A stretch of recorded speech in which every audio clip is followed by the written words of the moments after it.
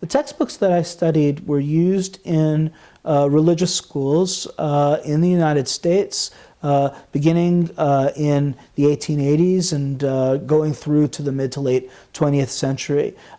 These were textbooks that were published by a variety of presses. Some of them were presses that were associated with the various major movements in Judaism, Reform, conservative movements in particular, and also by general Jewish presses. This image of, on the one hand, the Nazi oppressor, but on the other hand, the non-Jewish helper, the righteous Gentile, that persists really into the 1960s. But by the late 60s to early 70s, as Jews themselves in the United States begin to conceptualize the Holocaust in a more particularistic way, they begin to see the message of the Holocaust more in particularistic terms rather than a universalistic message about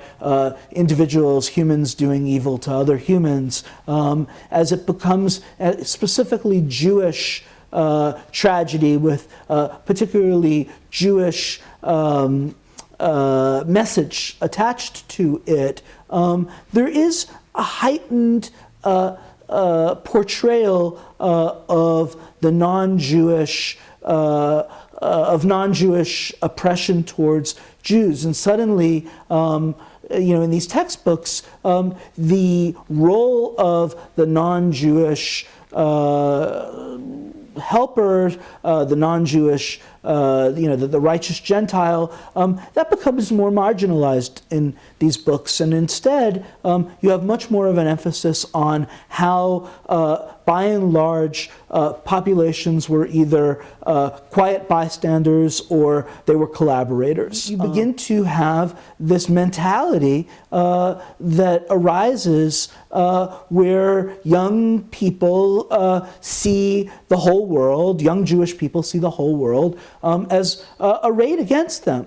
This idea that certain young people have today, that despite all evidence to the contrary, that anti-Semitism is lurking underneath, in the inner recesses of every non-Jewish heart, and I think that the distortion of the historical record in these textbooks plays into that that sense that some of these young people have today, and I don't think that that's a positive. I don't think that's good for them. I don't think that it reflects the reality of the world in which they live in.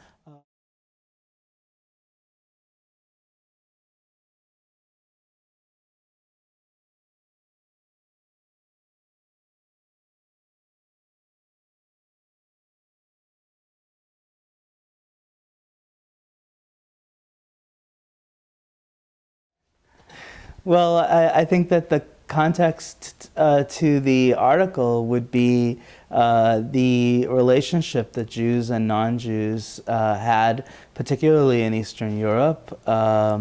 You're talking about a situation where particularly Jews who were living in smaller towns probably had economic relations with the non-Jews who lived around them, and saw them on a day-to-day basis. But there were a variety of reasons why Jews and non-Jews did not have warm social relationships by and large. Part of that had to do with religious intolerance. Part of that had to do with perceived class differences.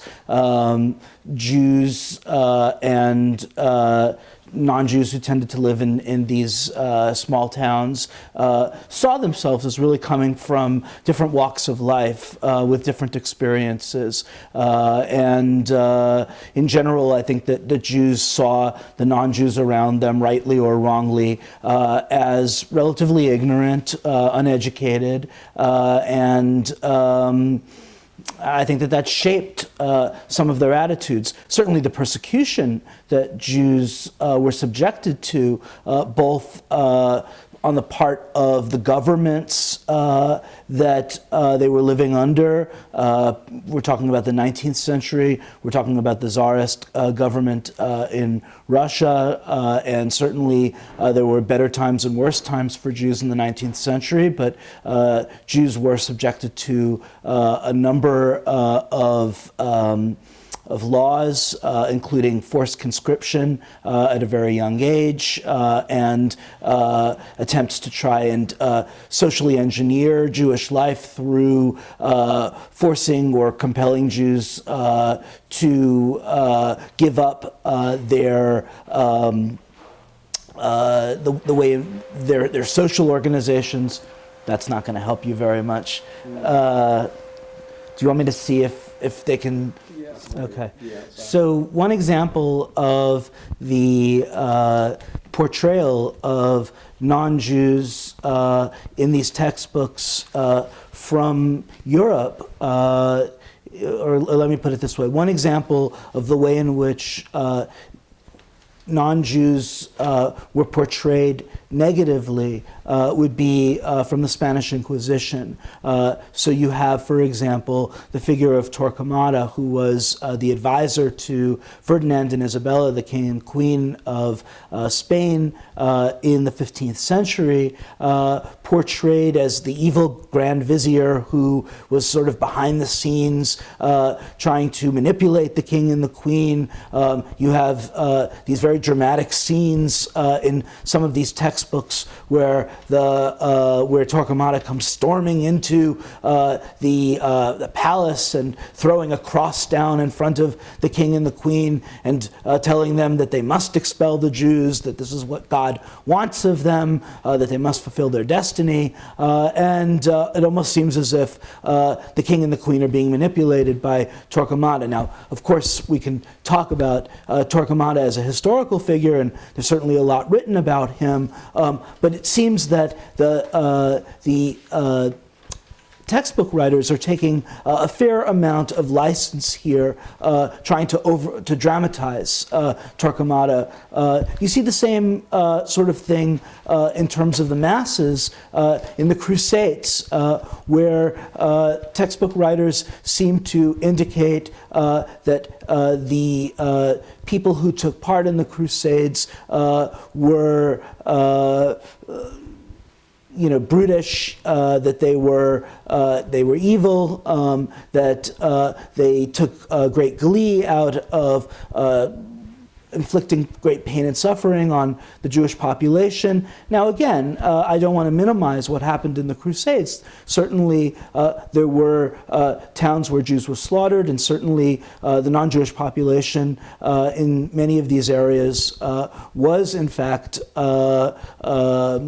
involved in riots and the like. But it's a question of degree, it's a question of proportion.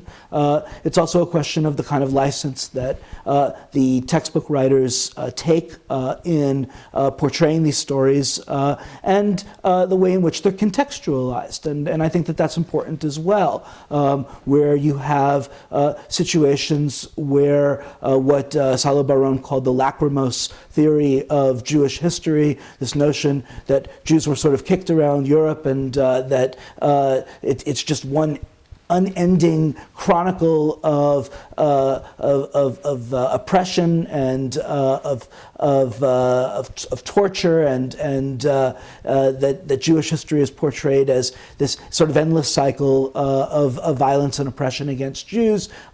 You see this in spades in many of these textbooks, and you rarely see discussion of how Jewish communities endured over hundreds of years, how Jewish life prospered, how Jewish religious and spiritual life prospered over this time, and you also see very little about the economic relations between Jews and non-Jews as well. Now again, some of this may reflect, and certainly does reflect, the scholarship of the period, but a lot of it is also a reflection of stereotypes that Jews had about non-Jews, memories that Jews had about their life in Eastern Europe, which they embellished over time, I believe in part, in order to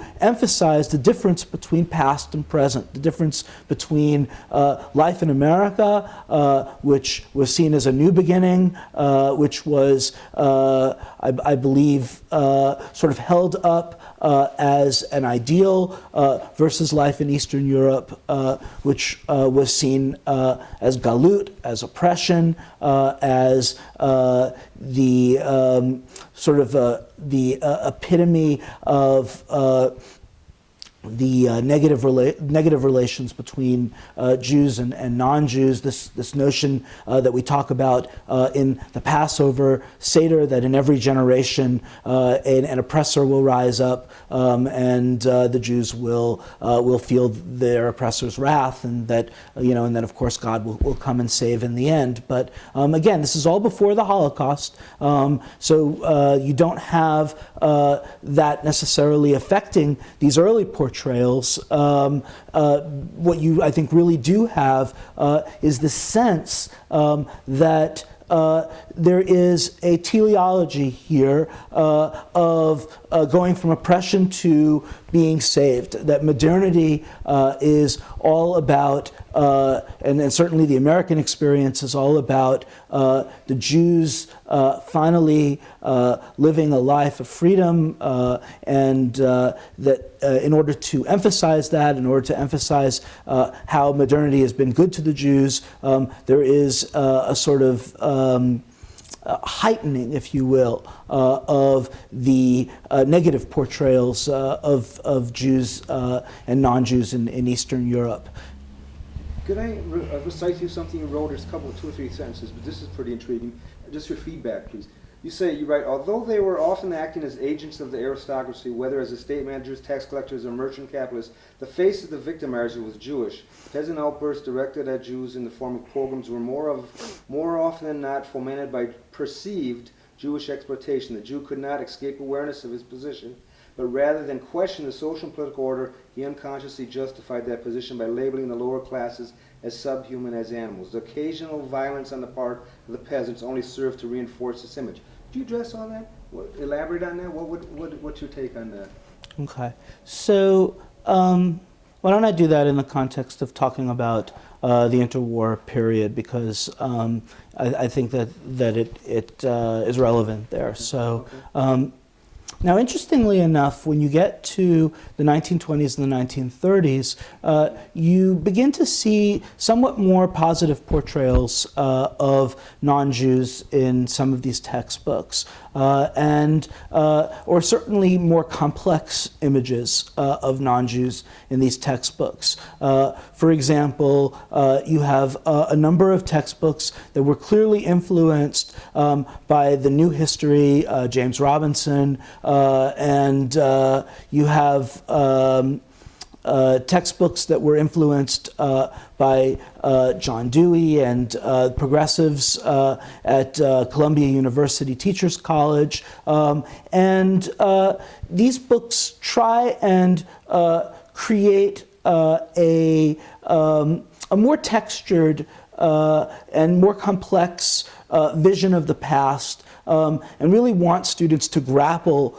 with the questions of history rather than simply give them morality tales. And so you have, for example, Dorothy Zeligs, who was a prolific textbook author of Jewish textbooks in this period, writing about the relationship between Jews and non-Jews in Eastern Europe, particularly in the manners that existed where Jews were acting very often in middleman roles vis-a-vis the on the one hand, the owners of these manors, and on the other hand, the serfs. So they may have been acting as tax collectors or tavern keepers, and she tries to portray through what we might think of as historical fiction, a kind of scenarios where Jews and non-Jews would have interacted. What's interesting about some of these stories that she hatches is, on the one hand, she is trying to give us a sense of the humanness of the non-Jews. But on the other hand, there is still this residual resort to certain stereotypes that Jews have of non-Jews in the way that the non-Jews are portrayed. For example, she talks about when a Jew goes to visit a non-Jew and the way in which he perceives the house in which the non-Jew lives in, the way in which he perceives the relations between the various, the various people in the home, etc.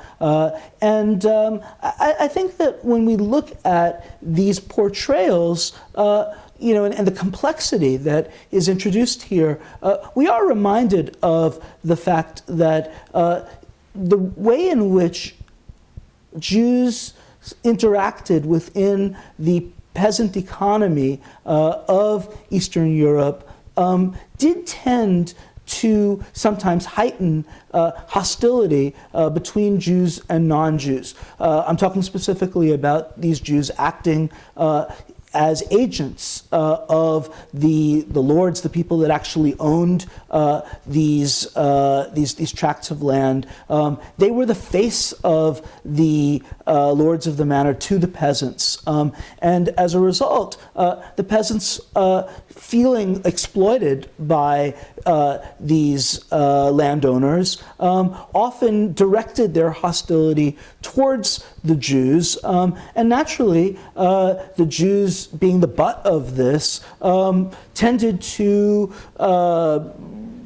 sort of project their own sense of fear, their own sense of being in the middle of all of this, their own sense of being the butt of this hostility onto both the non-Jews who were the peasants and of the people that they were working for. And it tended to heighten the sense of alienation that Jews felt vis-a-vis the non-Jewish population, and we could speak again historically how this relationship between Jews and non-Jews fed into some of the pogroms and other violence that was fomented against Jews. How non-Jews were manipulated by the peasants, in particular, manipulated by various individuals and groups,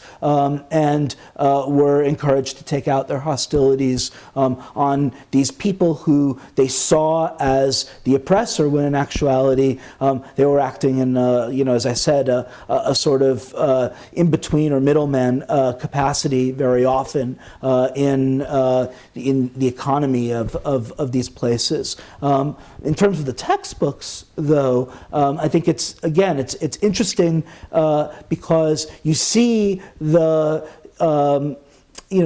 sort of long-term impact that years and years of hostilities, of mutual suspicions, has on the way in which the Jewish, non-Jewish relations are portrayed, even years after Jews immigrate to the United States.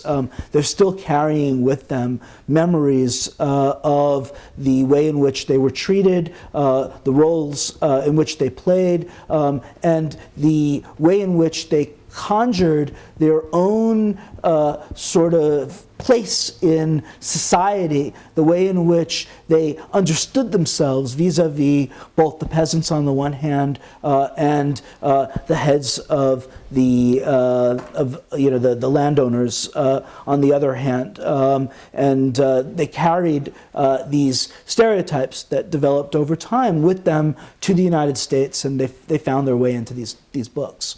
Could you address you talked about collective memory quite a bit, and you also mentioned Fiddler on the Roof.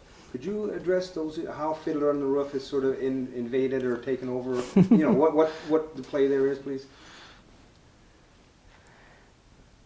There's, let me say that in the years before I was studying for my PhD, I was a history teacher in a high school, in a Jewish high school. And one of the vivid memories that I have of teaching about Eastern Europe and the immigration to the United States and the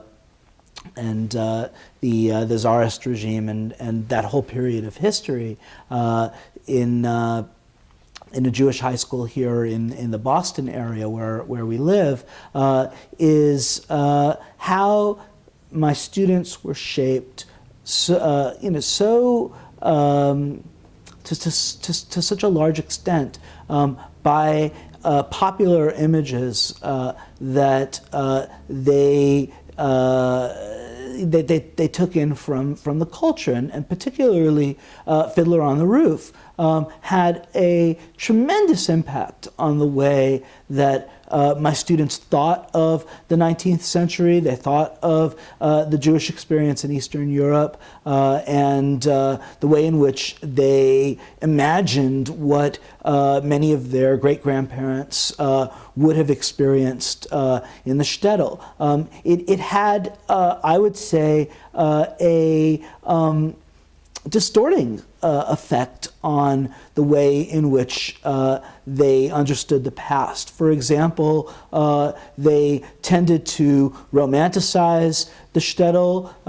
They tended to assume that everybody that lived in these small towns was poor but happy, that everybody was devout, and what they missed, I mean, we could go on and on about what they missed, but one of the main things that they missed was that, for example, there was a mass exodus of Jews from these small towns at the end of the 19th century, that many Jews by this point were living in larger cities. Almost 50%, I believe, by the turn of the century were living in cities like Warsaw and Vilna and the like. And so there was this sense that my students had that all Jews lived in small villages and shtetls.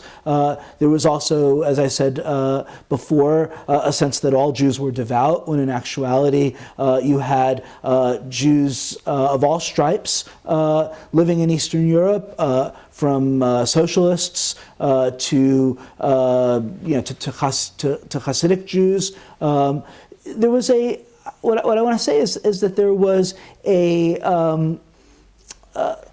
sort of a two-dimensional quality that my students had, again, through no fault of their own. I don't say this as a way of disparaging them. I say it more as a sense because, in a sense, because I think that they really do represent, to a large extent, what the American Jewish population as a whole sort of thinks about the image that they have of Eastern Europe. That it's all matchmaker, and pogroms.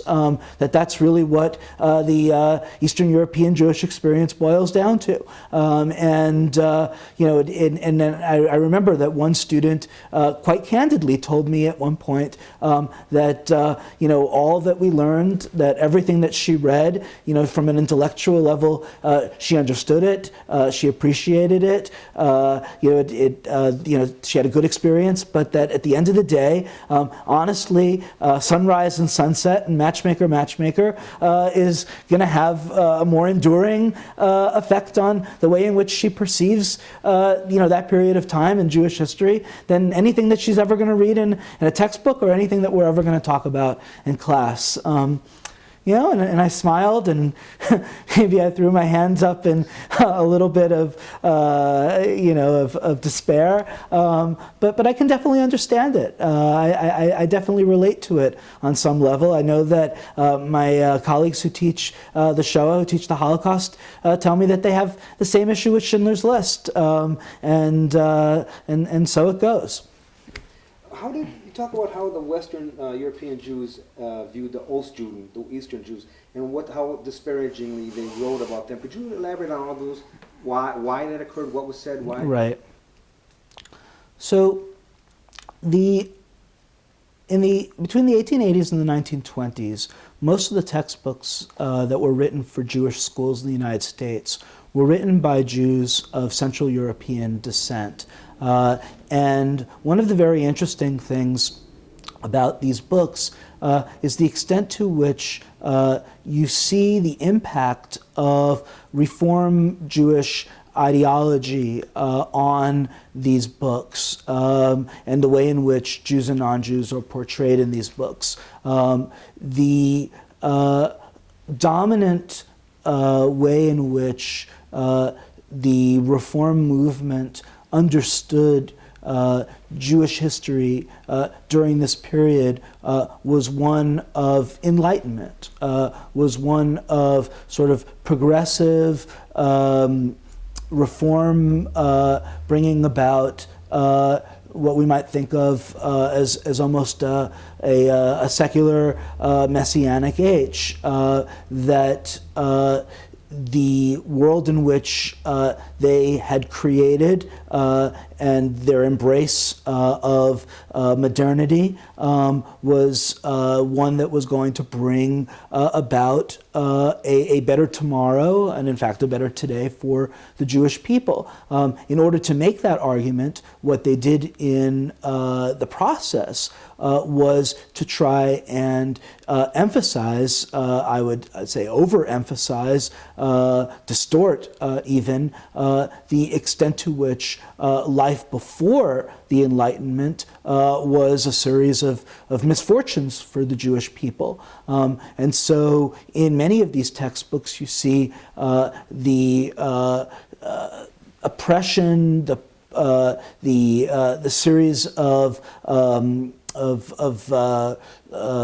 persecution of Jews in the Middle Ages is really heightened, and non-Jews are portrayed in a sort of an unremittingly negative light, and one wonders how the Jews survived, given the fact that they were being beaten around senselessly and endlessly through all of these centuries. And then you get to Moses Mendelssohn, who was the founder of the Jewish Enlightenment, and he is treated as a second Moses in many of these books, and he is seen as bringing about this new understanding, embracing the secular Enlightenment, embracing emancipation, and then after that, one sees the portrayal of non-Jews in places where Jews were given emancipation, and particularly in the United States, but also to a lesser extent in France and then in Germany later on.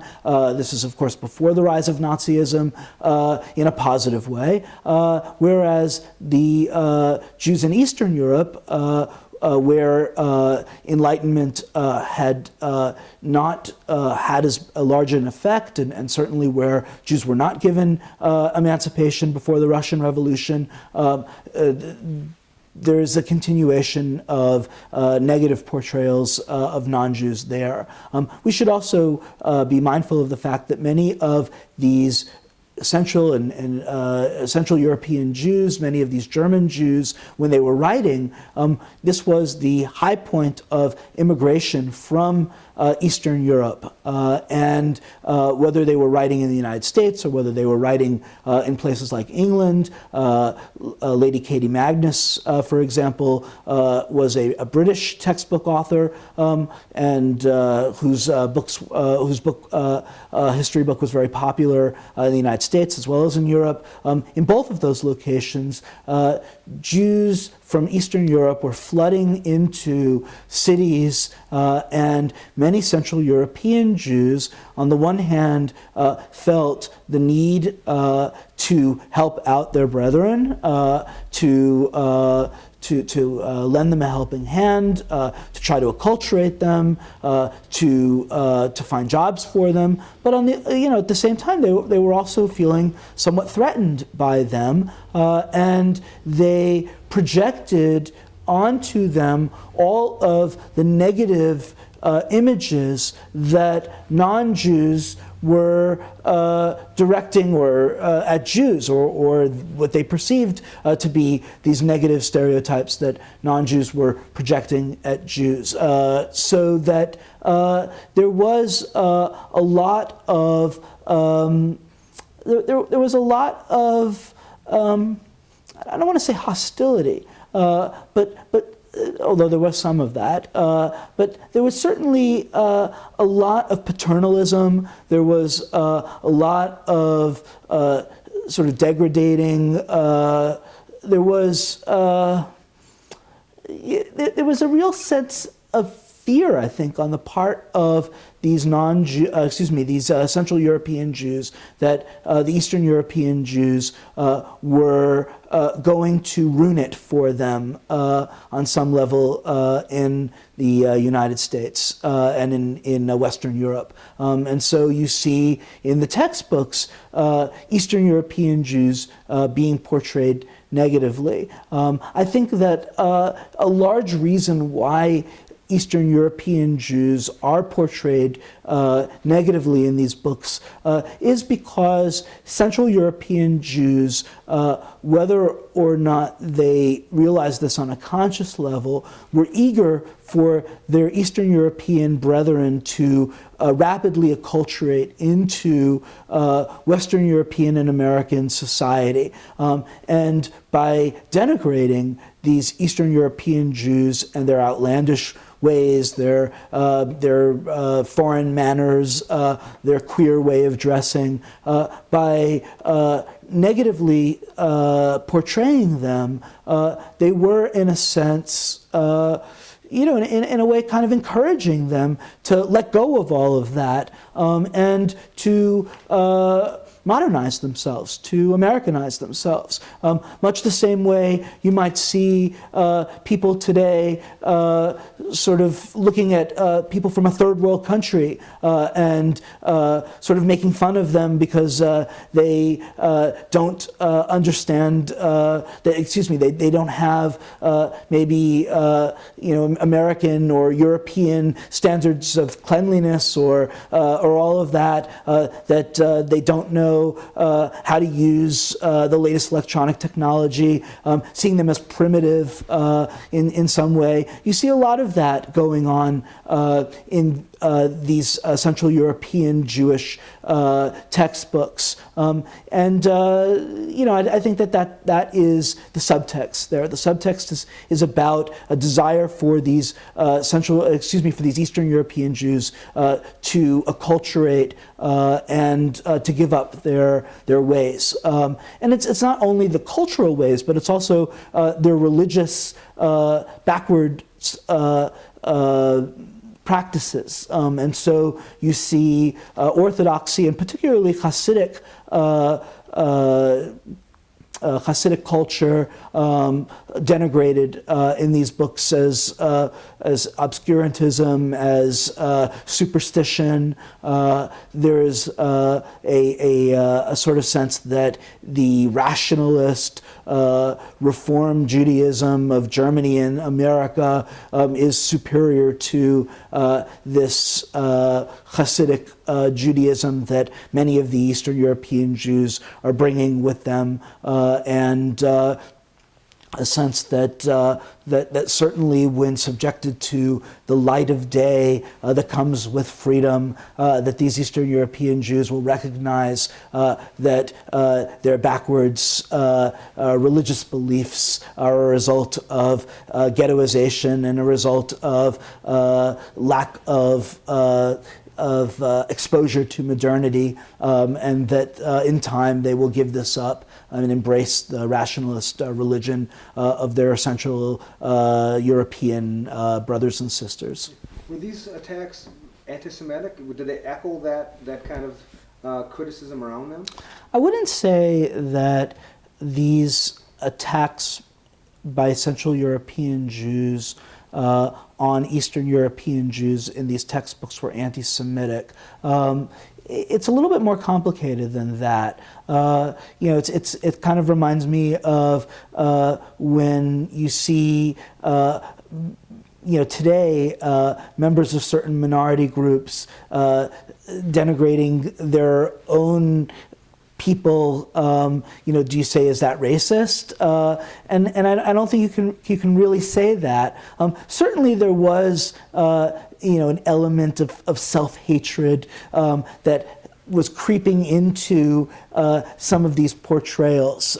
There was a certain sense that some of these Central European Jews must have had, you know, in fact we know that they had, because we have evidence of this from diaries and whatnot, that there was a fear of being identified with these Eastern European Jews, because on some level the Central European Jews themselves still saw, you know, sort of residual elements of this old world religion and this old world culture in their own selves. You know, you sort of look at the prevalence, for example, of rhinoplasty during this period and somewhat later, and you ask yourself, what is that all about? And you know, there's certainly an element of self-hatred. There's certainly an element of internalizing stereotypes that non-Jews have about Jewish noses, and you know, sort of projecting that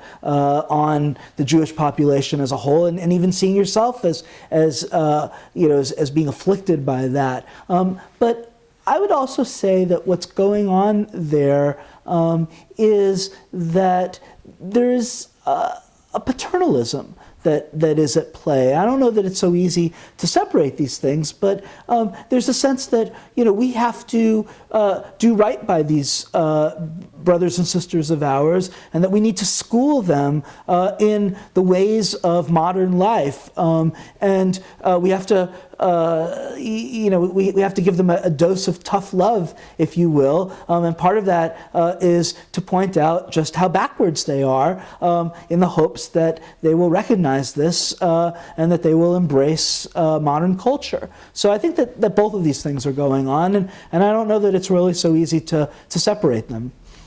Could you address, please, in these textbooks you analyze, to what degree, in your view, do they reflect like traditional Judaism, the lack morose, the tearful, in terms of suffering and Amalek and Jacob and Esau? I mean, I'm familiar with Esau, I don't know how to pronounce it. Those kind of paradigms of the Jews and non-Jews. There's a lot of religious texts about it. Does that infuse the textbooks, or is this something completely different?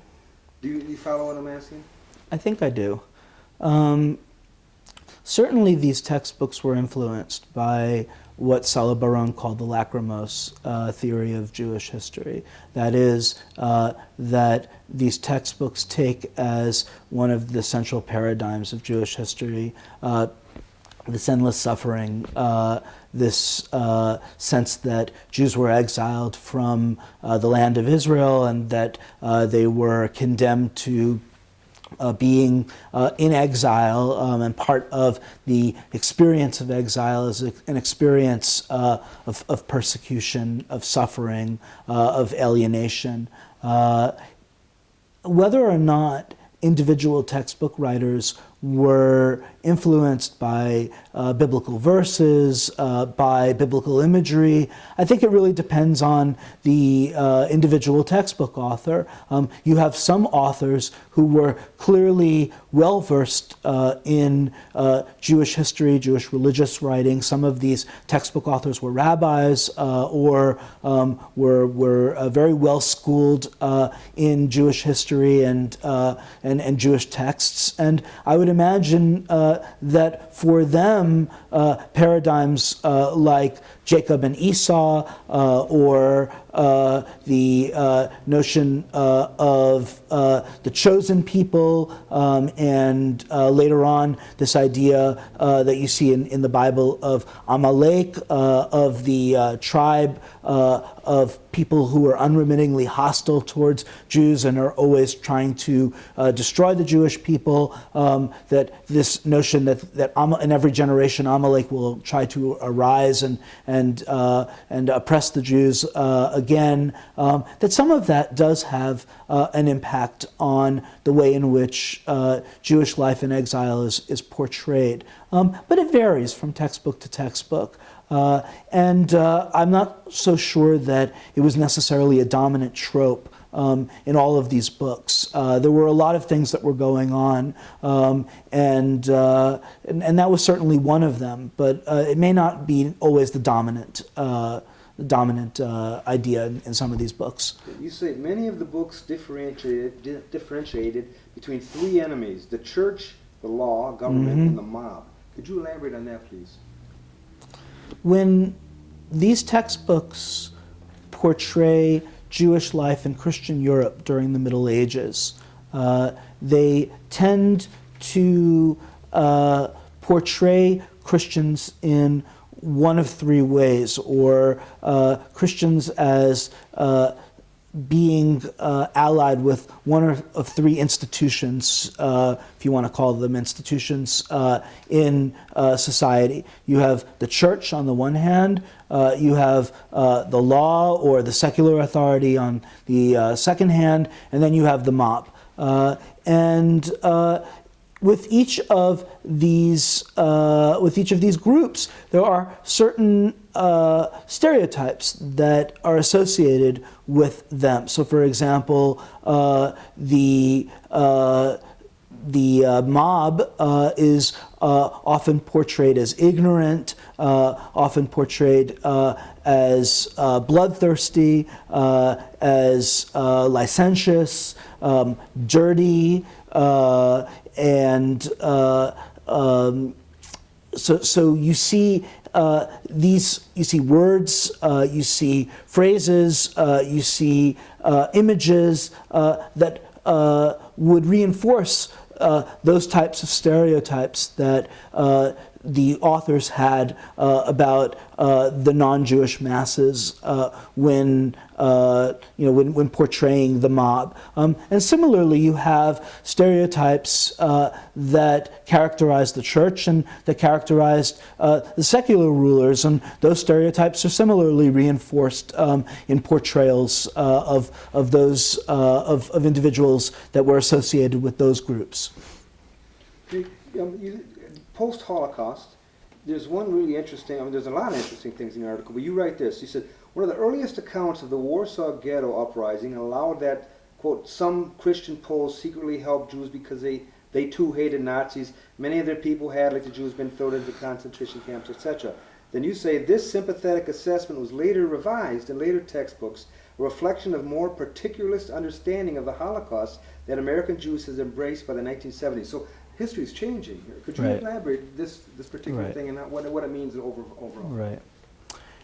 In the post-Holocaust period, there is a very interesting transformation that you see in terms of the way that non-Jews are portrayed in textbooks, particularly around the subject of World War II. In the aftermath of the war, to the extent that non-Jews are portrayed in these books, and to the extent that the facts of the war are discussed in these books, there is an effort, a pronounced effort, I would say, to distinguish between the perpetrators on the one hand and those people that we might call the righteous Gentiles, the non-Jews who sought to help Jews during World War II.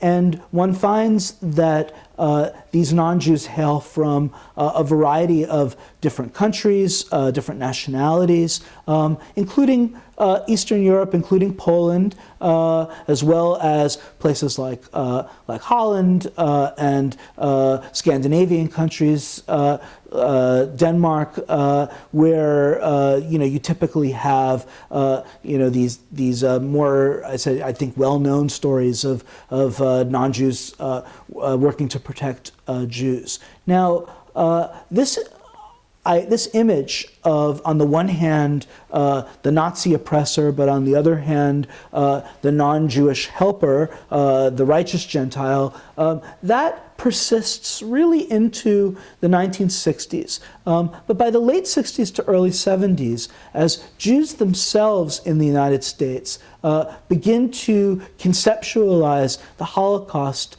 in a more particularistic way, they begin to see the message of the Holocaust more in particularistic terms rather than a universalistic message about individuals, humans doing evil to other humans, as it becomes a specifically Jewish tragedy with particularly Jewish message attached to it. There is a heightened portrayal of the non-Jewish oppression towards Jews, and suddenly, in these textbooks, the role of the non-Jewish helper, the non-Jewish, the righteous Gentile, that becomes more marginalized in these books. And instead, you have much more of an emphasis on how, by and large, populations were either quiet bystanders or they were collaborators. And that's particularly true of Ukrainians, of Poles, of populations in Eastern Europe under Nazi occupation during this period. Now, part of that certainly is a reflection of increased scholarship on the role that non-Jews played in collaborating with the Nazis. But on the other hand, I think it also tells us a lot about the way in which Jews were thinking about what the Holocaust meant to them, what the larger meaning of the Holocaust was. And it was to some extent a distortion of reality in the sense that, there were Poles and Ukrainians who were helpful, who did hide Jews, who did play what we would think of as the righteous Gentile role, and to the extent to which these individuals were completely erased from the narrative, to the extent that was the case, it did have a somewhat distorting effect on the way in which people who were reading these books would have perceived the events that the events as they took place, particularly given the fact that to the extent that there were any images, positive images of non-Jews as saviors, that they tended to be Western Europeans. They tended to be the Danes. They tended to be other people from Western Europe, France, etc. And so one got the impression that if there were any people who were sympathetic to Jews, that it certainly wasn't the Polish population. It certainly wasn't the other Eastern Europeans.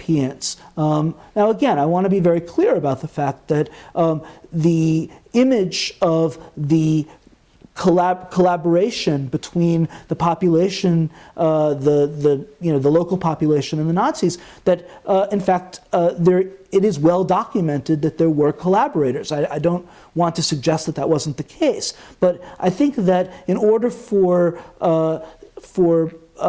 young people to fully appreciate the complexity of living through Nazi occupation, one needs to take a look at the complete range of experiences, the complete range of responses to Nazi oppression, ranging from collaboration on the one hand to people who really took great chances, who really took a lot of who really put themselves on the line for their neighbors, and those people need to be remembered as well. And I fear that the extent to which those stories are completely forgotten or completely erased from the historical narrative, you begin to have this mentality that arises where young people see the whole world, young Jewish people see the whole world as arrayed against them. Now, leaving aside their own context, their own American context, thinking more in terms of a European context. But even so, this idea that certain young people have today, that despite all evidence to the contrary, that anti-Semitism is lurking underneath, in the inner recesses of every non-Jewish heart, and I think that the distortion of the historical record in these textbooks plays into that sense that some of these young people have today, and I don't think that that's a positive. I don't think that's good for them. I don't think that it reflects the reality of the world in which they live in. And so I think that there needs to be a balance between the particularistic and the universal. I wouldn't necessarily move completely in, the pendulum completely in the other direction, but rather I would say that there are Jewish lessons to be learned from the Holocaust. There are universal lessons to be learned from the Holocaust. There were people who acted in a variety of different ways during the Nazi occupation, that unfortunately human nature is such that many of us do not act in situations like this in ways that perhaps we would hope that we would. But on the other hand, there are other people who took a lot of chances and displayed a lot of courage. And perhaps we need to learn from them, just as we need to learn from Jews who acted courageously, both in terms of physical courage and in terms of spiritual courage, that to the extent that we can make the Holocaust something that we can learn from in a positive way. Obviously, there's a lot of tragedy there, and obviously one doesn't want to whitewash that, but to the extent that we can take some kind of a positive message out of this horrific experience of the 20th century, I do think that we need to look at the broad range of experiences that people had, and the broad range of reactions that people had under Nazi occupation.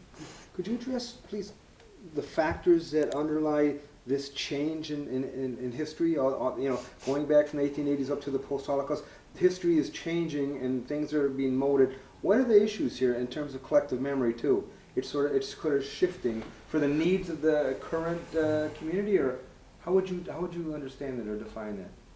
So you're asking me why have we seen these changes? So for example, post-Holocaust, what you just discussed, how it's a lot of the righteous in Eastern Europe are thrown to the sides. Why is this occurring? Okay. I think when one takes a look at these, let me start again. When one takes a look at the textbooks that were used in these Jewish schools, and I would imagine this is true of any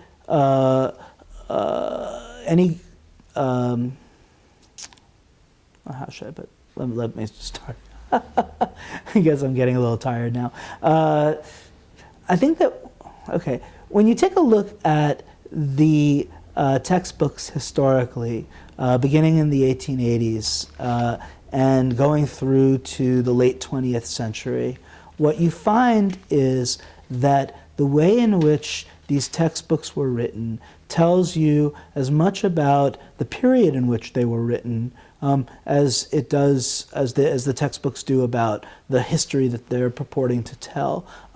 That these textbooks are influenced, consciously or unconsciously, by events, both external and internal, to the Jewish community in which they were created. So if we go through beginning in the 1880s to the 1920s, one can say that immigration, the large-scale immigration of Eastern European Jews to Western Europe and the United States plays a very important role in the way in which these textbooks are written, in the way in which they are constructed, in the stories that they tell, in the emphases, in the way in which Jews from Eastern Europe are portrayed in these books.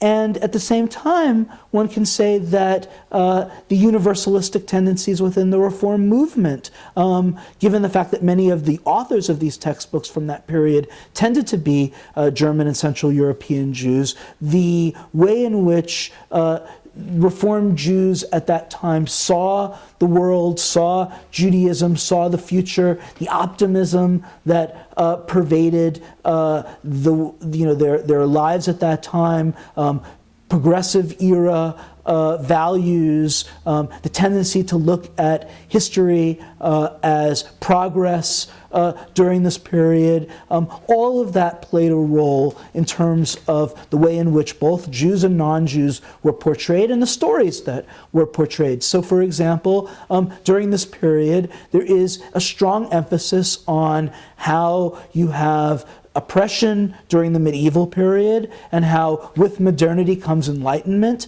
and relations between Jews and non-Jews improve. Similarly, you have the denigration of Jews from Eastern Europe relative to Jews from Western Europe, an effort on the part of Jews from Western Europe and Central Europe to assimilate these Eastern European Jews that are coming to the shores of the United States and Canada and other places.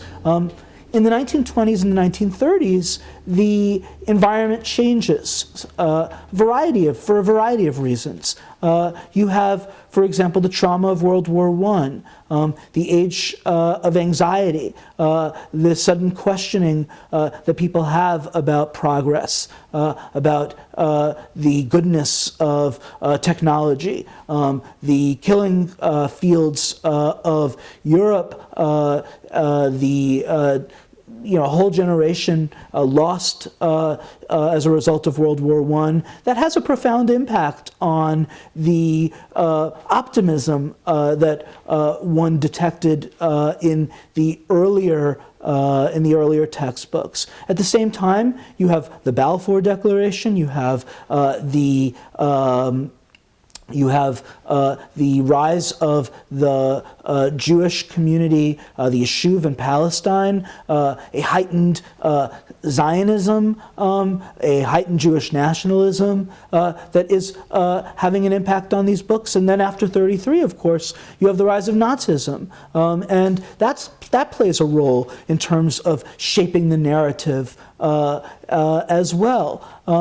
At the same time, you see the impact of progressive educational theories on these books, and you see a reflection of the way in which secular history books in the public schools were written, and you see the influence of those kinds of methodologies in the Jewish textbooks as well. And then finally, when you get to the post-45 period, the post-Holocaust period, you see another set of shifts, again, influenced both by events that are internal to the Jewish community and external events as well. Specifically here, of course, the aftermath of the Holocaust and the way in which the Holocaust is understood by the Jewish community, whereas in the 50s and early 60s, the understanding of the Holocaust tended to be much more universalistic,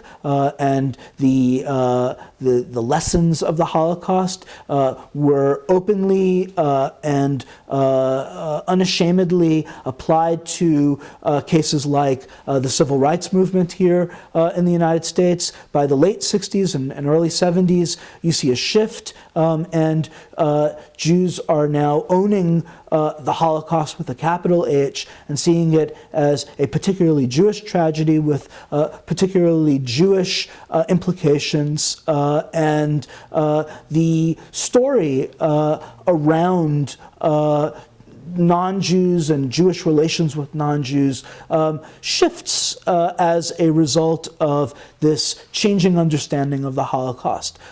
So too, in terms of the Jewish community's relationship with the State of Israel, and pre-67 versus post-67 Israel.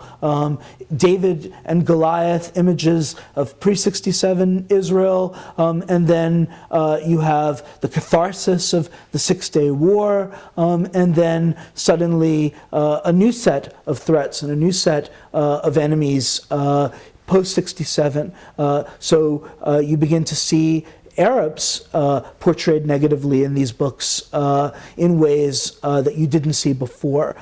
Arabs were portrayed pejoratively in textbooks in the 20s and the 30s, but those images tended to tell us a lot more about, sort of Lawrence of Arabia and a Thousand and One Nights and that sort of shifting sands images that Americans had about the Middle East, whereas post-67 and certainly with post-73, with the rise of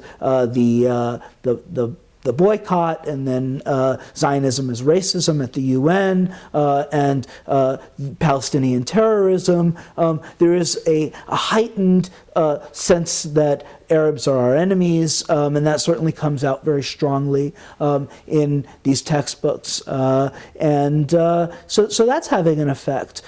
You also have, as I said, external events. You have in the late 60s and early 70s in the United States, you have a growing ethnic identity revival. The Jews are certainly part of that. And the whole attitude about assimilation changes in the United States. And that's certainly reflected in these books as well. So whereas in an earlier generation, the idea of fitting in, of becoming like the general culture, of embracing America, of tending to see no conflict between Jewish values and American values, certainly typifies these books. By the late 20th century, there is a sense that in order to preserve Jewish identity, in order to preserve Judaism, one needs to look for differences between Jews and non-Jews. One needs to reseal these boundaries that have become more and more porous over time. Now, that may be a fool's errand in the sense that American society, despite ups and downs, is I certainly, in my view, on a trajectory towards greater pluralism, towards greater acceptance of others. Certain events in the last few years notwithstanding, I think that that's where American society has been going, and I think it will be very difficult for Jews to fight against that, particularly given the fact that Jews, unlike Latinos or unlike other ethnic groups, are able to pass very easily in general society and are not seen as the other. And that comes with it's sort of it has its positives and its negatives. It's a two-edged sword. On the one hand, it has meant prosperity, it has meant acceptance, it has meant that to a large extent Jews have been able to thrive and prosper here in the United States. But on the other hand, it has also meant that those Jews who care about the survival of Judaism and the survival of the Jewish people have had to contend with the blessings of pluralism and the blessings of an open society and the rise of intermarriage and the rise of assimilation, and they're fighting this rearguard battle in an effort to try and preserve Jewish heritage, and we see that reflected in these textbooks. But you've touched on this a lot, but most people, certainly not in the Jewish community, won't understand the Jewish particularism and the universalism. Could you elaborate and clarify that for people who will be completely ignorant of what you're talking about? Okay. When we talk about, so how do you want me to address that? Do you want me to address that just definitionally, or do you want me to address it in the context of talking about something, Well, definitionally, and then how it impacts the world. Okay. So, let's see how best to frame that. There are certain tensions that have existed in Jewish life in America from the earliest settlement of the colonies by the first Jews that came here in the 1650s and beyond. Let me wait just a second here.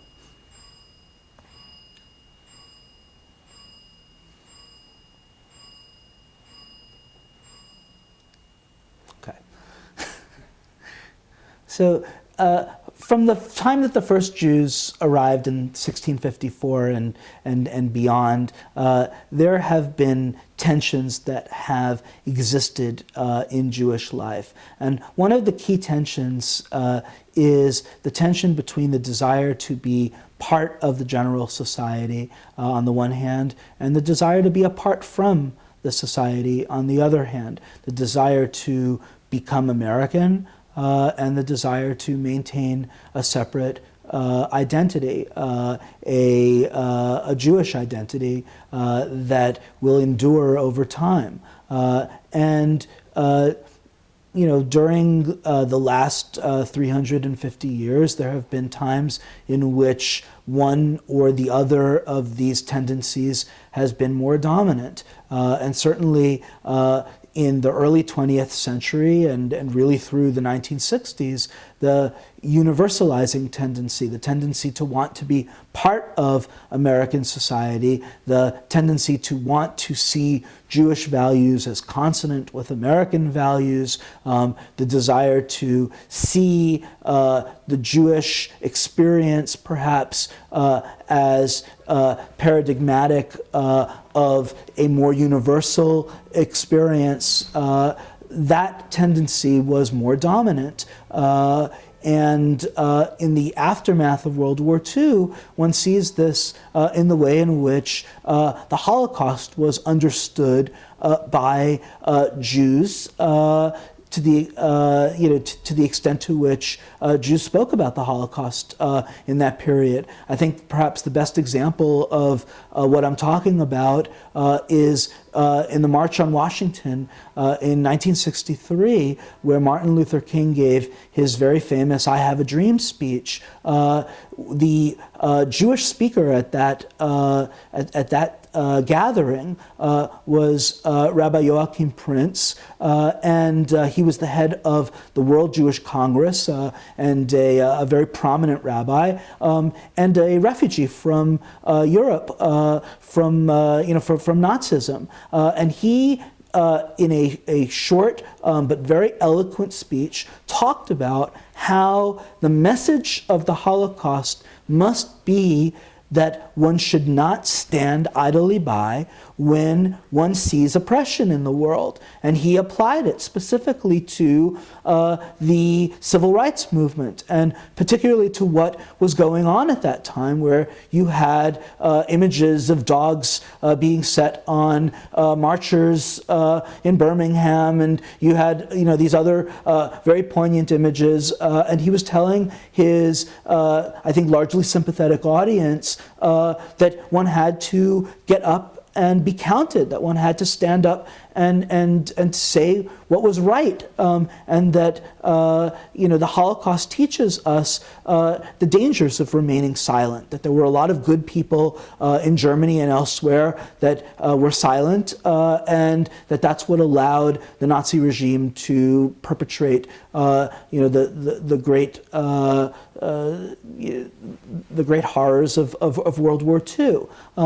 Now, by the late 1960s and early 70s, the pendulum swings from this more universalistic way of interacting with the American society, this push towards wanting to be a part of American society. You begin to have a community that feels that it is very much a part of American society, that they have made it in America, that they've made it economically, they've made it politically, they've ascended to the highest rungs. Now, that's not to say that all Jews were successful, but certainly as a group, the Jews had, in fact, experienced an unprecedented level of acceptance in America, and there was suddenly this fear that we were going to be loved to death, as one person put it. That in fact the blessings of pluralism and the blessings of democracy and of the open society that Jews found here was going to spell the end of Judaism. What's good for the Jews is not necessarily good for Judaism, and so the perpetuation of Judaism. And so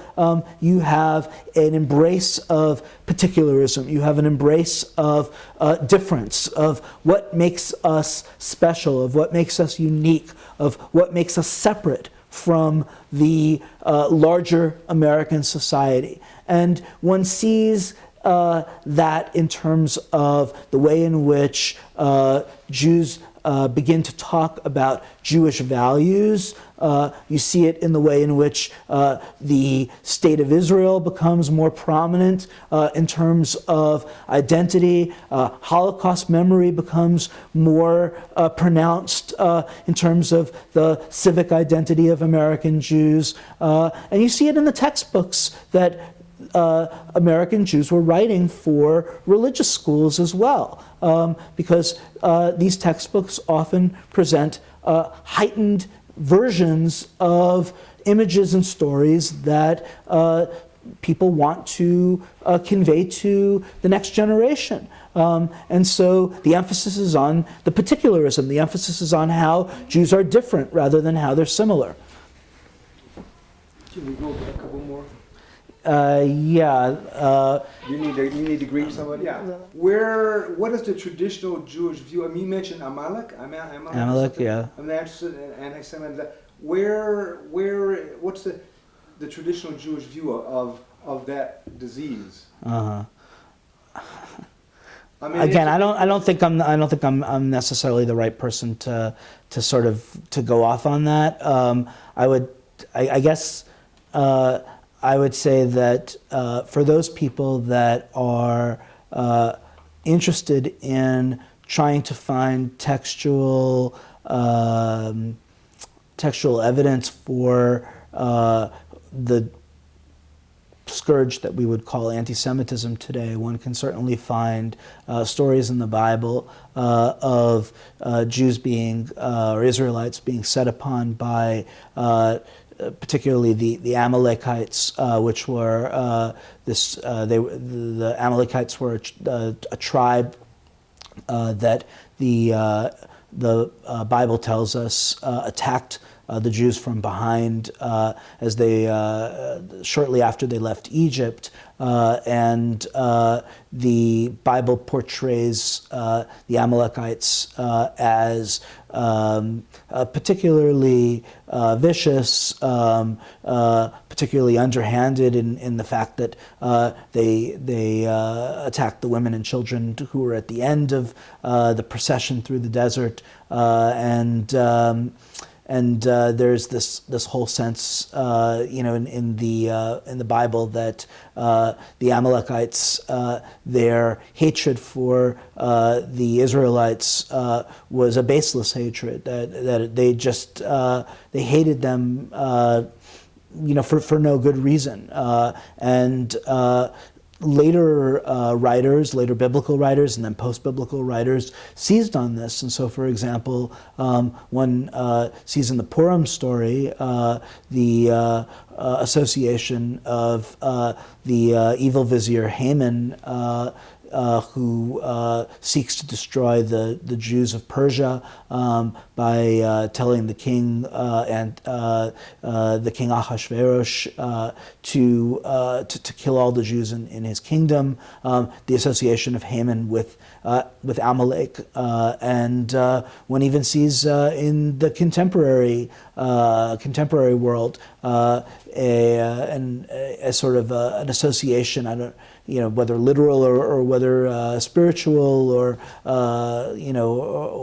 figuratively, an association of the Nazis with Amalek, and again, you also see in the liturgy of the Passover Haggadah, the B'chol dor vador omdim aleinu lechalotenu. In every generation, there will be those that will rise up against us and oppress us. V'hakadosh baruch hu matzilenu mi'adam. But God will ultimately save us from their hand, and that idea that we're part of this. That Jews are part of this larger drama, and that they will ultimately be saved, but that there are these forces, these diabolical forces that are out to get them. Certainly, there is textual, there are textual sources that one could point to, that one has, that Jews have pointed to in the past to understand this. But of course, anti-Semitism is complex, and I would imagine that there were a variety of ways in which Jews understood what was going on, what was happening to them over time, so I would again suggest that you find others to speak with this. Sharon Fries, by the way, Sharon Fries, also at Brandeis, has written on anti-Semitism. She might be an interesting person. How do you spell Fries? F-R, I believe E-E-Z-E or F-R-I-E-Z-E. You look on the Brandeis website, you'll find her. Yes, I spoke with Professor Biskupski, and his perspective, I wonder if you agree or have any ideas about it. His perspective, he thought the main factor in anti-Semitism, and the Polish anti-Semitism in their history, has been the separateness of the two groups, of the Jewish group here and not interaction except for commerce, what have you. Do you agree with that? Do you have any take on it or any opinion about that or no? Well, I do think that the relative separation that existed between the communities tended to heighten suspicions and fears. But I would be somewhat reluctant to overemphasize the separation. I think that recent scholarship has shown that while there certainly wasn't the kind of social intimacy between Jews and non-Jews that, for example, exists, in democratic societies today, that there was a complex economic, relationship between Jews and non-Jews that existed that would have necessarily involved day-to-day interaction between Jews and non-Jews. Some of those interactions were positive and some of them were negative, and probably the majority of them were neutral. And I'm not suggesting necessarily that these kind of economic relations would have led to necessarily great feelings of love or hatred one way or the other in many cases. But I think that when you interact with people on a day-to-day basis, you can't help, I think, but develop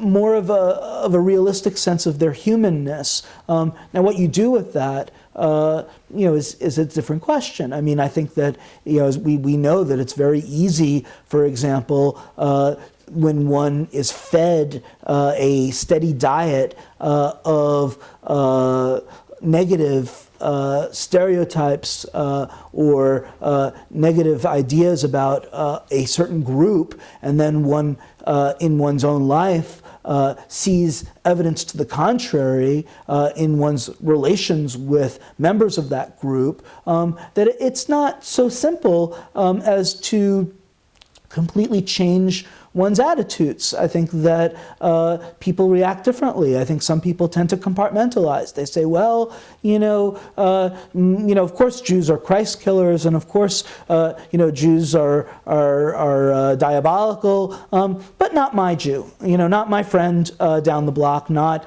the person who runs the tavern that I go to. He's the exception to the rule. So I'm sure there was a lot of that, and I'm sure that on the other side that there were Jews that had interactions with non-Jews that were neutral or positive, and that these perhaps went against the dominant feelings and teachings that Jews tended to have about non-Jews, and to the extent to which they colored their worldview. I think it really depended on the way in which they chose to take that information and assimilate it. And I'm sure that the shoe was on the other foot. I think that a lot of people probably said, well, such and such person is a decent person, but they're the exception that proves the rule. But who knows? All I'm suggesting is that without necessarily disagreeing with the idea that there was a large degree of separation between Jews and non-Jews, I'm suggesting that perhaps it was that it's a complicated story. It's a story that involves relations and a shared space, and that one shouldn't assume that that these two communities existed completely separately from one another. At least that's the sense that the historians more and more have of the relationship between these two groups. Yeah, an elemental question I should have asked. What exactly are these Jewish textbooks we're talking about here in this continuum over time you've studied? Are they Jewish religious textbooks, and how prevalent were they? Okay, so the textbooks that I studied were used in religious schools in the United States, beginning in the 1880s and going through to the mid to late 20th century. These were textbooks that were published by a variety of presses. Some of them were presses that were associated with the various major movements in Judaism, Reform, conservative movements in particular, and also by general Jewish presses. These were books that were very prevalent in schools, particularly in the early and mid 20th century, to the extent that we have figures, and they certainly are fragmentary. But we do have curricula. We have a sense based on sales and the like. What we can say is that some of these books really did have very, very wide distribution, and would have been used by a majority of children who were going to these religious schools. And certainly by the 1950s and 60s, our estimates are that anywhere between 60 and 70% of Jewish children did attend some sort of religious school, whether that was an afternoon school or whether it was a Sunday school. So many of them would have been exposed to these books. Now, of course, just because one uses a textbook doesn't necessarily mean that one internalizes, the point of view that's in the textbook. I'm certainly not suggesting that it was as simple as that. These textbooks are mediated by the teachers who are using them, and certainly they're impacted. Certainly the way in which they're understood is impacted by the lenses that the students who read them are bringing to them. And I also am well aware of the fact that not everybody studiously read these books. Nevertheless, I think that they are important on a number of levels. They're important, A, just because of their prevalence. B, they're important because they represent what the Jewish educational and religious establishment wanted kids to learn about Jewish life and such at this time. And so they reflect, I think, sort of the establishment view of what Judaism was all about, what the Jewish people were all about, what messages they wanted to kids to take away. So in that respect, they tell us really as much about the adult population as they do about the kids. And some of the images in these books are striking, and I would imagine that if they were read and if they were reinforced through a variety of media, that they couldn't help but have some impact on the kids who were using them. Okay. Is that helpful? Thank you, yes. You mentioned, you talk a little bit about the Yiddish epithet Wilde Chayes. Is that how you pronounce it?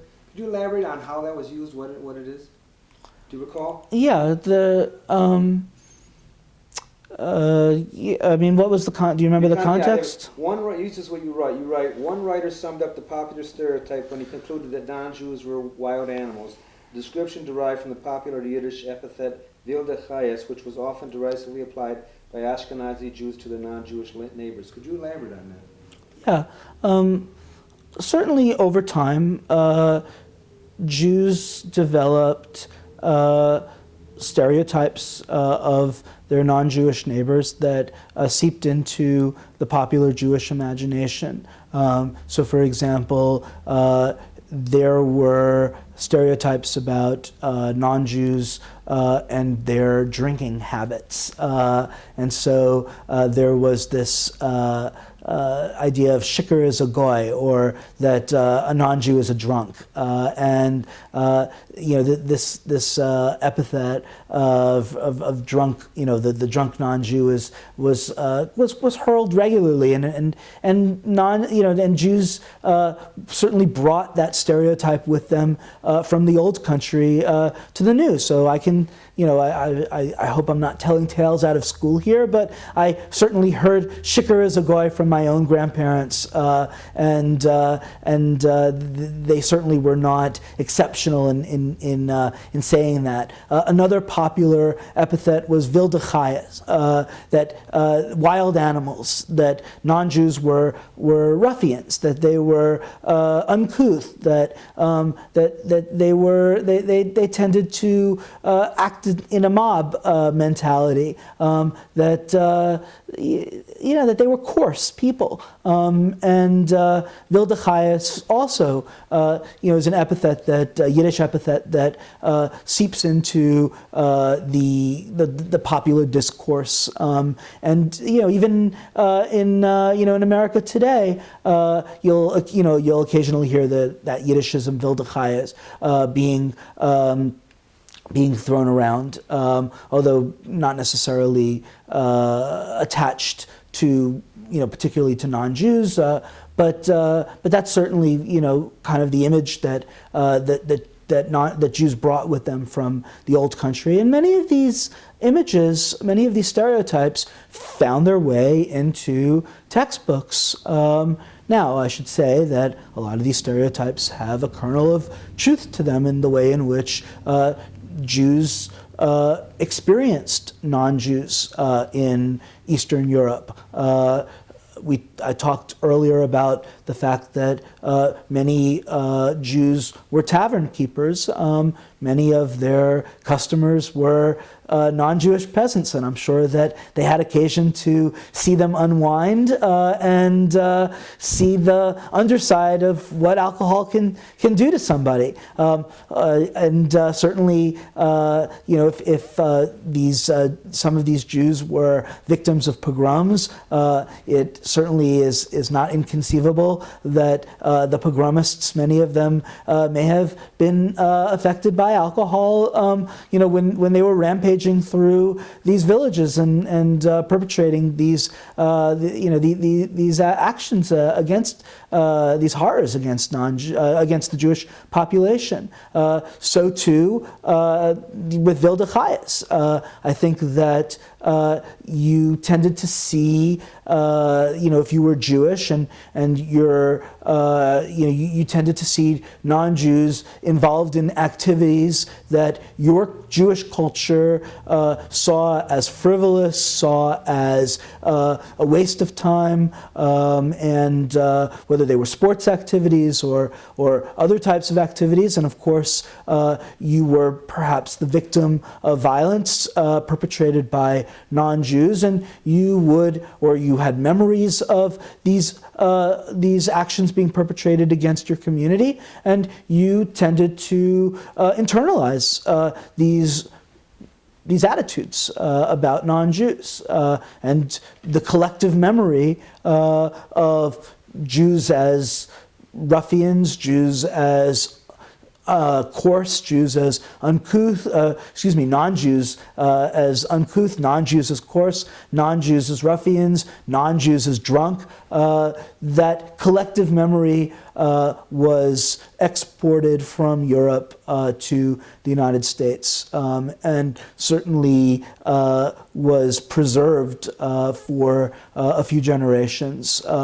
Young people listening to their immigrant parents describe non-Jews in this pejorative way could not help on some level but internalize these ideas. Now, what's, I think, much more interesting than the fact that these ideas were brought from Europe and were shared with the younger generation is how these second and third generation Jews then negotiated their interactions with the American society, given the negative portrayals of non-Jews that they lapped up like mother's milk from their parents. And what I would suggest is that what they did, and this is certainly reflected in the textbooks, is that they tended to see these negative non-Jewish images as a reflection of non-Jews in Europe, as a reflection of non-Jews over there, as a reflection of non-Jews who were not the non-Jews who they were interacting with in public school and in business and in their daily lives. There were our non-Jews, and then there were their non-Jews. And that's the way that they tended to deal with the desire to assimilate into a prevalently non-Jewish American society, while at the same time, certainly giving a nod to the experiences that their parents brought with them and shared with them about what they had in Europe. In a funny way, one could say that these stereotypes that the parents brought with them even heightened the desire to assimilate, because it just tended to underscore how bad things were there, and then how wonderful, by comparison, things were in America, and made, gave second and third generation more of an incentive to become part of American society. And again, you see that in the textbooks in terms of the difference between the way that Christians, and then later Muslims were portrayed in these books, European and European Christians and Muslims from the Middle East, whereas Christians from the United States were portrayed very differently in these books. They weren't portrayed as Christians; they were portrayed as Americans. Abraham Lincoln, George Washington. These were heroes. These were saviors. Abraham Lincoln, after all, reversed General Grant's order to evacuate Jews from the area where Grant was operating during the Civil War. Lincoln was seen as a benevolent figure. Washington wrote a famous letter to the Jewish community of Newport and to other synagogues as well, where he talks about Jews not merely being tolerated in America, but being accepted in America. So there's a sense that it's different here, that America is different, and that's reinforced by the negative stereotypes that are used to describe non-Jews in Europe. Could you discuss pogroms? You discuss them a little bit in your article. How common they were in Eastern Europe, and how are they different than riots? I mean, most people who are not Jewish might not even know what they are. Could you elaborate? Okay. Again, I would think that you would do better to ask somebody else, but I think that. Pogrom, the way that the term is usually used, would apply to a riot or a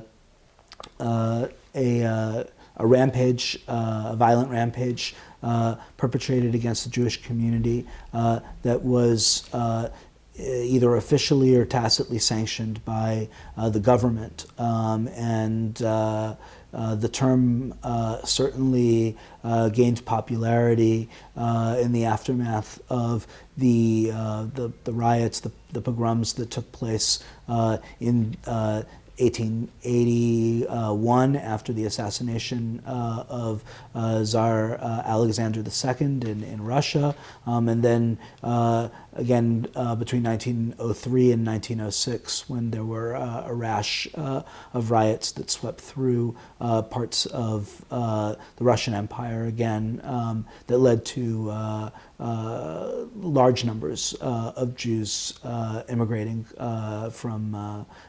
from Europe to the United States and elsewhere. What's been have you had any feedback about your work on either that article or otherwise this textbook work? Have you had any feedback from very much? I mean, to the extent that I've had feedback, it's been positive. I don't, if you're suggesting that there was pushback, I haven't received any pushback.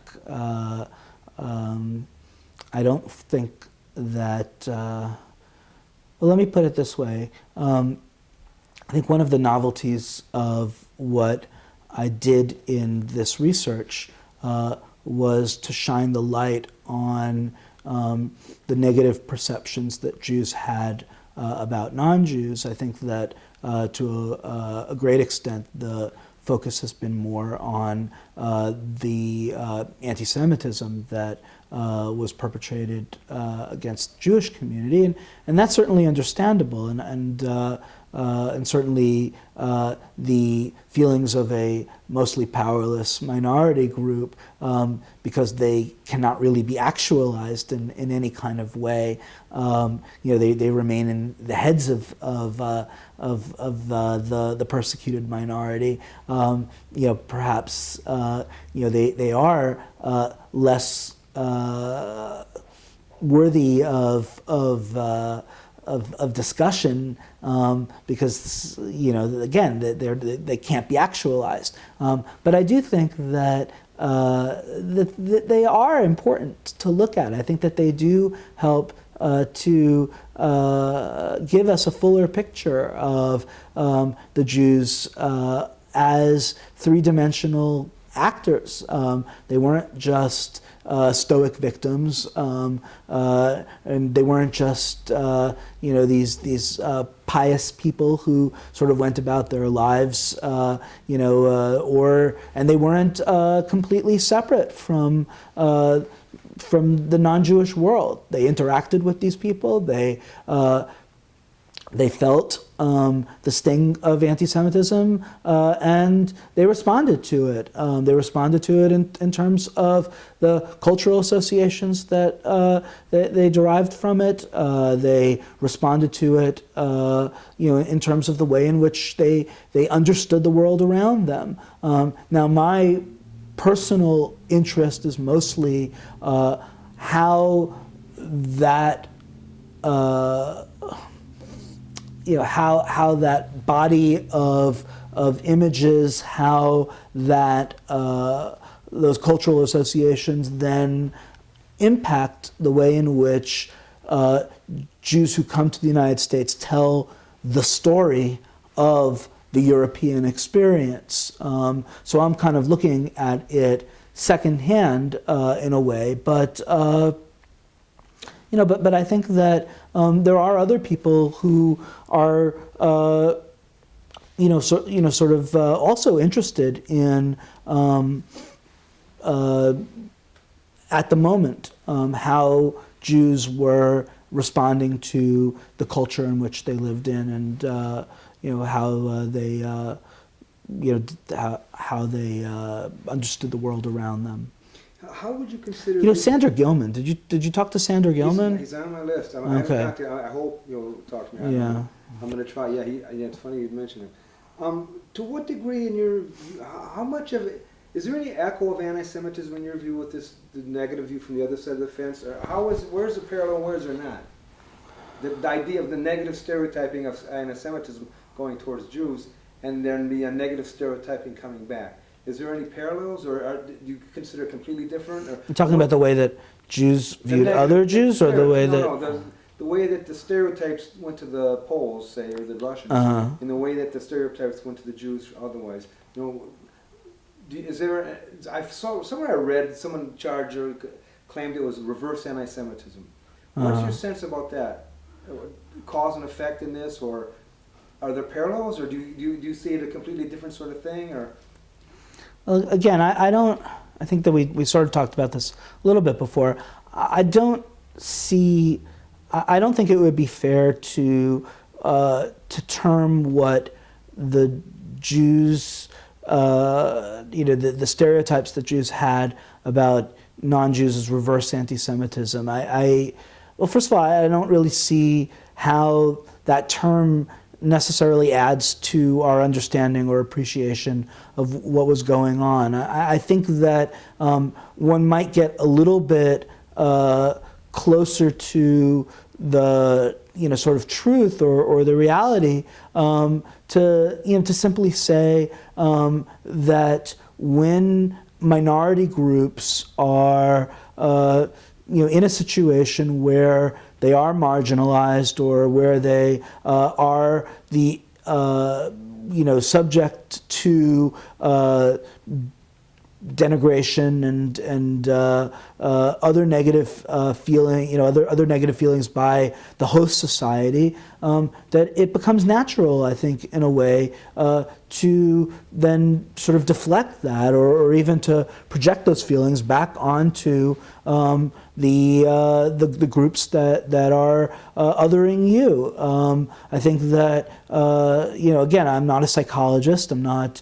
I can't put these people on a couch necessarily and tell you exactly what they were thinking. But I think that, in my view, through reading some of these texts, the sense that one gets is that there is, in some ways, an uncanny parallelism between some of the negative attitudes that non-Jews had about Jews, and then in return, how Jews then take that and sort of throw that back, deflect that back into the direction from which it came.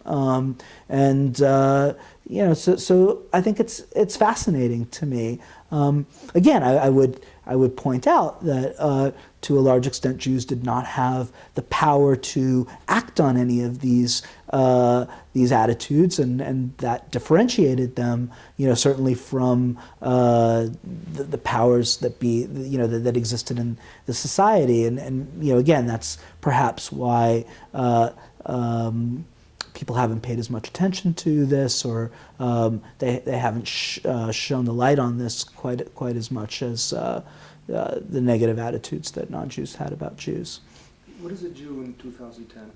I've asked a few people. What is a Jew in 2000? That's a That's small question. Well, and the reason I ask it, of course, is because there's such diversity and controversy in some realms, right? I mean, I just want to hit you with it and see where you go. To ask what a Jew is in 2010 is to open up a can of worms. All I could say is that there are a variety of definitions of Jew, ranging from religious definitions of Jew, from certainly the Orthodox Jewish perspective, a person who's born of a Jewish mother is Jewish. Sociologists, I think, would probably by and large have a different definition of being Jewish. I think that it probably depends a lot more on the individual's own way in which he or she understands him or herself. Do you identify as a Jew? Do you call yourself a Jew? So I'm somewhat reluctant to pick a definition myself. I guess I tend to hew closer to the sociologist's definition of a Jew, but I recognize that there are many people out there, and I know that there's, certainly in some circles, parlor game, who is a Jew, who's not a Jew, is a half Jew a Jew, do you have to, I guess, what is it, Adam Sandler's famous song, where he lists all these Jews and talks about, Goldie Hawn only being partially Jewish, and Paul Newman or whatever, and so who knows? I don't claim to have the answer to that question. Okay. All right. Thank you. You've been